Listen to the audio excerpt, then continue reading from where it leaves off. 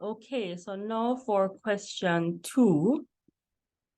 So this question is asking us to define a few key terms. The first one being a weak acid, right? And a weak acid is one that only partially ionizes in aqueous solutions. Right, so that's our weak acid for 1 mark. So we got that down. And next we're asked to define the Ka, right? And the Ka is another name for the acid dissociation constant. And this is just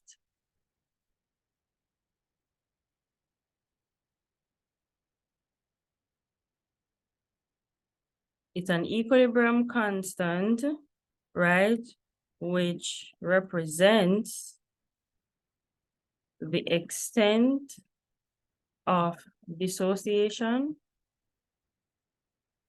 of a weak base, of a weak acid, sorry. It's a Ka, right? Of a weak acid in aqueous solution. So it measures the extent to which that acid is dissociated in aqueous solution, right? So that's a Ka. It's an equilibrium constant, which represents the extent of dissociation of a weak acid in aqueous solution. All right. So now I'm going to clear that and we're going to move down to our other page, the next page, which is saying in aqueous solution, carbonic acid forms a weak acidic solution containing the hydrogen carbonate ion. So now they want us in part I is to write an equation to represent the dissociation of carbonic acid in aqueous solution. So that equation for that dissociation is going to be this one. So that's going to be H2CO3, which is our carbonic acid, right? H2CO3. That's the formula for carbonic acid. That's our weak acid. And the way that that dissociates is we're going to have our equilibrium arrows and we're going to get the hydrogen carbonate ion as they told us in the question. So that's just our HCO3 minus aqueous, right? And then of course, we're going to have our H plus, right? So that's our equation for that dissociation for 2 marks. And we are on our way. Okay, so they're asking us now for part I to write the Ka expression for the reaction in part B, in B part I above, right? So let's write that Ka. So our Ka then is going to be the equilibrium concentration of our products, right? So that's HCO3 minus, that's at equilibrium, the concentration of this ion at equilibrium, times the concentration of the H plus ion at equilibrium.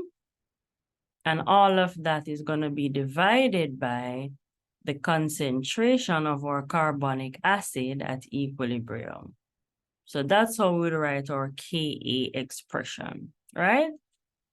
So that's our Ka expression. Let's move down for 1 mark. We are good, right? So that's our Ka expression. We are good with that. Clear that. Keep it moving down. Now they're asking us to calculate the pH, right? So they're asking us to calculate the pH of a 0.100 mole per dm cube aqueous solution of carbonic acid. So again, our first step is to write out our equation, and we wrote that up top. So let's write that down again. HCO3, H2CO3 aqueous, and that's going to HCO3 minus, right? Plus H plus. So that's our equation that we're concerned about. What else do we know? We know our Ka, they gave us that, so we can write back our expression for Ka that we had from up top. that just says that the Ka would then be equal to the equilibrium concentration of our ions, right? So these are our products of that partial dissociation, right? So we have that divided by the H2CO3. So this is literally bringing down what we had in step 2, part 2, right? So that's our Ka, and the question tells us that that Ka is equivalent to this number, 25 degrees C, which is 4.5 times 10 to the negative 7 mole per dm cube. So that's what that expression is then equal to, right? All right, so we have that, and they're asking us to find the pH of this solution that has this concentration of carbonic acid, right? Okay, so the first thing that we have to write down here is what the pH is, right? So pH, we know that the pH is equal to the negative log to the base 10 of our hydrogen ion concentration, right? So that's what pH is. So what that means then is that we need to find a H plus concentration that's in this aqueous solution here, right? So we're looking for this pretty much. We're trying to find a value for this, which is H plus, and then we can use that to plug in here to get our pH, right? So we can use our ice table, right? So if I were to write an ice table that corresponds to this reaction, right? The ice table, and I have my carbonic acid, which I'm starting out with here. That's my reactant, or what I'm starting out with. Then I have my HCO3 minus, and then I have my H plus, right?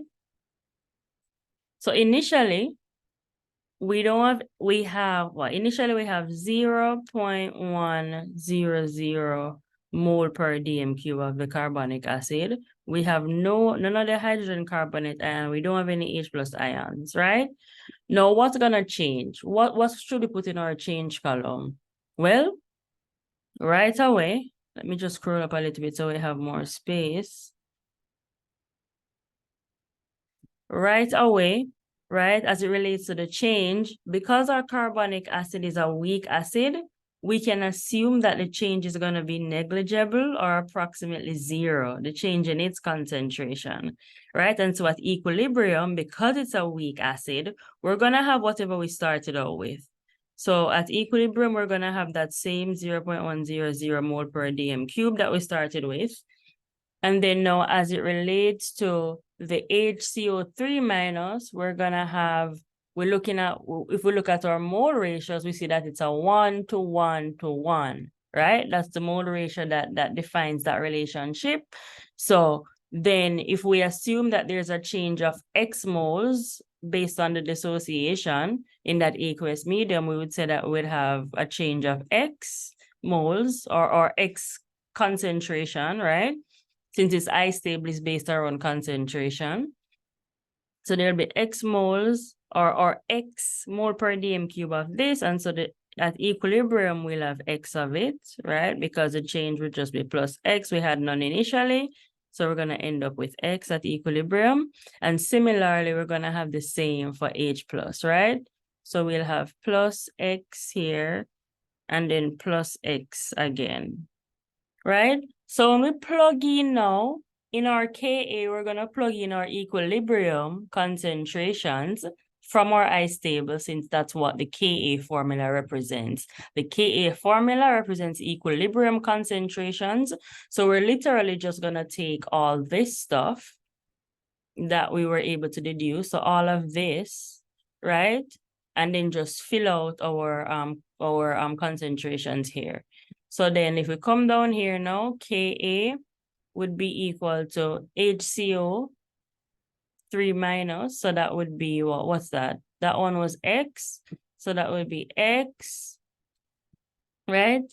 Times X, because H plus is also X. And we divide that now by H2CO3, which we said was 0 0.100. That didn't change much because we're working with a weak acid. And of course, bringing down everything, this is also still equal to 4.5 times 10 to the negative 7 mole per dm cube, right? So then now what we can take this a little bit further, we'll end up with, if we multiply through the top, we'll have x squared divided by 0.100 is equal to 4.5 times 10 to the negative 7 mole per dm cubed. And then, of course, all that remains is for us to rearrange this and solve for x. So then it would be x is equal to the square root of 0.100 times 4.5 times 10 to the negative 7, right? And so x is, it turns out that x in this case is going to end up being equal to 2.1 times 10 to the negative 4. And of course, we have to write our units. It's going to be in mole per dm cubed, right? So, all right, when we do that now, we got our x, which is also equivalent to our H plus, right? So, H plus, from there, from down here, H plus concentration at equilibrium is equal to 2.1 times 10 to the negative 4 mole per dm cube. And remember, we wanted this so we could put it in here to get our pH, right? So that's the H plus that we needed. So now we're ready to solve this pH, right? So pH then is going to be equal to negative log to the base 10 of 2.1 times 10 to the negative 4. And that will give us pH. When we plug that in our calculator, we get a pH of 3.68. And that is our final answer. That's what we're looking for 4 marks. This is what we're looking for. This pH of 3.68. All right. Just to recap the steps that we went through, we had to write out our balance equation, which we had done from part 1. We have our expression for Ka, which we had from part 2, right? And they gave us now in part 3, they gave us a value of the Ka, so we could fill that in here with our Ka expression. So we have a value for Ka, and now they're telling us the concentration of aqueous solution of carbonic acid that we're starting out with, and they wanted us to find a pH. So after we did all of this, we got up to Ka. We needed to find what the equilibrium concentrations would be if we're starting out with 0.1 mole per dm cubed. And so to do that, we just constructed your regular ice table, right? We knew that at initially we had 0.100 mole per dm cube of H2CO3. We knew that that wouldn't change much because we're working with a weak acid. It has a very low Ka, so we know it's a weak acid. So we can assume that that initial concentration doesn't change much. And so we will have what we started with. It won't change much, right? So that would be our equilibrium concentration for H2CO3. So we knew that now. We can put that in our equation. Now, HCO3 minus, we didn't have any of that initially because there was no dissociation initially. But upon dissociation, let's just say it dissociates to about X, right? X mole per dm cube. Then that's what we'd also have at equilibrium since we had none to begin with, right? And similarly, for H plus, we had none to begin with initially. Let's assume that that dissociates to the exact same extent as we get the carbonate ions, right? And so that's also X. And so when we plug that in up here, what we end up with is x squared divided by 0.100 is equal to our Ka value. And then we just rearrange for x. And when we do that, we get 2.1 times 10 to the negative 4. So that's our H plus concentration, which is what we need to find our pH, right? So we just plug that in. So pH is equal to negative log to the base 10, and we get our pH. All for 4 marks, we are done. We are good, right? So clear that. We are moving on to part C of the same question. And they're saying that a student was given a particular brand of club soda, which is a carbonated beverage, and the student was tasked to determine the carbonic acid content in this club soda, right? So outline the experimental steps required for the investigation if the student is also given 200 centimeter cube of 0.100 mole per dm cube of sodium hydroxide, right? So you see, guys, what we're working with here. We have our sodium hydroxide, which is a base. So we have a base, and we have carbonic acid that's present in our club soda. So right away, if we want to determine how much carbonic acid content is in that club soda, right away you see that we're set up to do a titration of some sort, and particularly it will be an acid-base titration, right? So we're gonna titrate the carbonic acid with sodium hydroxide, right? And so I'm just gonna write out some steps to do so.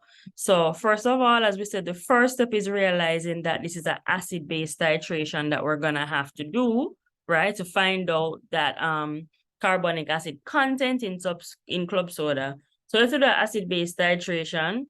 And for that, one of the first things that we need to do is write down our equation that would represent that acid-base reaction.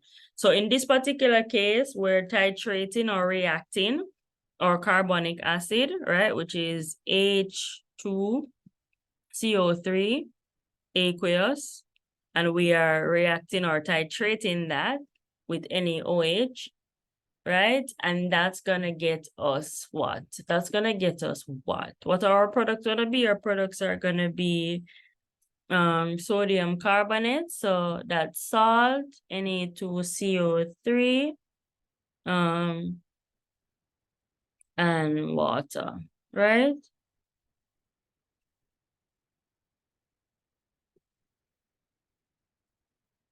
So that's what we're gonna get here. So right now we have our mole ratios, right? And we see that, let's see if this is balanced. No, it's not balanced. So let's put a 2 here to balance our sodium. And we have one carbon. We have how many hydrogens? 4 hydrogens. How many oxygens? We have 5 here and 5 here. So everything is balanced. So right away we see that we have the carbonic acid is in a 1 to 2 mole ratio with sodium hydroxide. So this is important for when we're done with our titration, we can come back and do our calculation, right? Okay, so we know we're gonna do acid-base titration. So let's talk through this experimental steps now, which is what this question wants us to do, right? So the first step is gonna be that you have to take your burette, right? Remember, we need a burette when we're doing this titration. We're gonna fill a burette with the sodium hydroxide solution, right, that we know everything about. We're given a set volume and a set concentration. So we're gonna fill our burette with sodium hydroxide solution and then record our initial burette reading, right? So that's the very first step that we're gonna do. So that's step 1. Then after we do that now, step 2 is that we're gonna place a known volume of club soda, right, in a flask using a volumetric pipette, right? So we're gonna place a known volume in a flask, and we're gonna use a volumetric pipette to pipette that volume, right? Then after we do that now, We're gonna just place that flask on a white tile so that we can see what's happening there. Place flask on a white tile, right? Then also what's important then and goes along with us placing it on that white tile is that we're gonna add an acid base indicator, right, to our flask, and that will let us know the endpoint, right? So we're gonna add an acid base indicator to the club soda in our flask, and that will let us know the endpoint of the reaction. And to be more specific, because we're titrating a strong acid with a weak base, we can use phenolphthalein as our indicator, right? So we can use phenolphthalein as our indicator. And of course, that color change, you guys should make sure that you're aware of that, right? So then we have that, we're using phenolphthalein. And then what we're gonna do for step 4 is we're gonna slowly add sodium hydroxide from the burette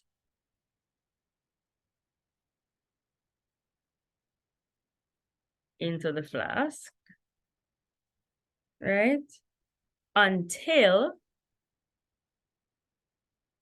the indicator changes color.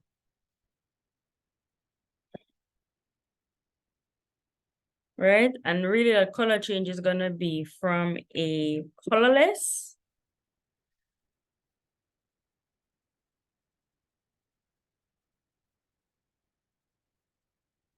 to deep pink is what we're gonna see because we're using phenolphthalein, right? So then what we're gonna do now is we're gonna record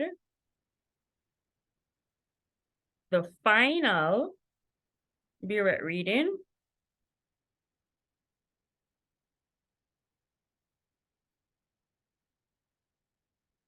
And so then we'll be able to find out the volume. Let's write that. Calculate the volume of sodium hydroxide used to neutralize the acid or to get to that endpoint, right? So to do that, we would do our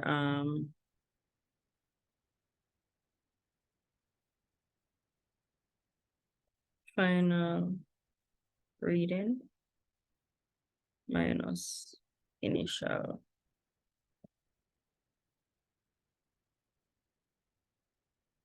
And that will let us know how much NaOH we use.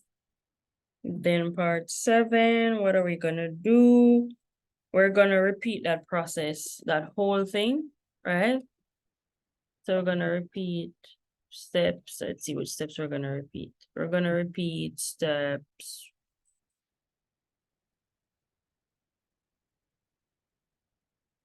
Yeah, we're gonna repeat the whole process. So we're gonna get a different flask and just do the whole thing all over again using a different aliquot or a different volume of club soda, right?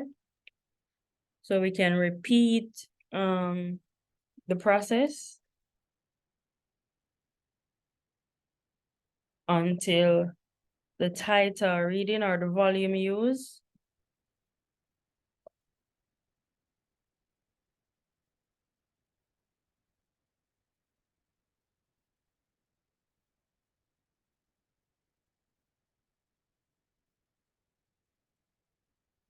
differ by no more than 0.10 cm cube, right?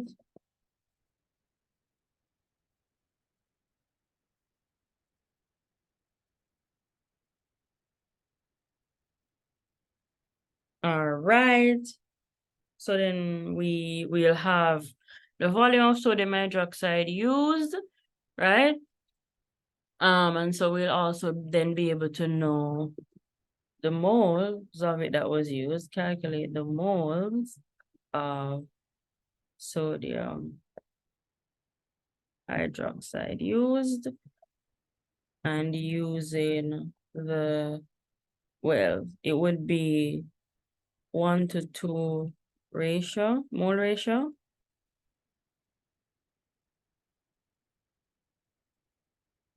Of carbonic acid. So from that balance equation that we derived up top. So using the 1 to 2 mole ratio of carbonic acid to sodium hydroxide, find moles of carbonic acid neutralized, right? Then we can always find the concentration.